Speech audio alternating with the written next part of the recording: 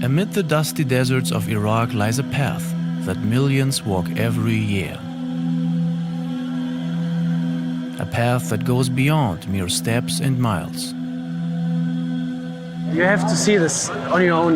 There are millions of people walking like a never-ending stream of love, the stream of hope. You cannot find words for this. The pilgrimage to Imam Hussein, peace be upon him, has never ceased. لم تقطع أبداً. It is a journey of the heart, a pilgrimage of the soul, that brings believers from across the world to Karbala. But why do people embark on this challenging journey, facing heat and pain?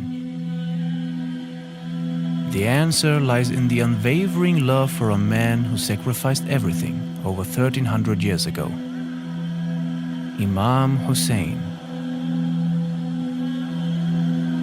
There is this heat in the hearts of believers for Hussein that never cools. We follow in the footsteps of the pilgrims to Arbaeen, the largest annual gathering in the world. We prepare, for example, 450,000 meals over 10 days.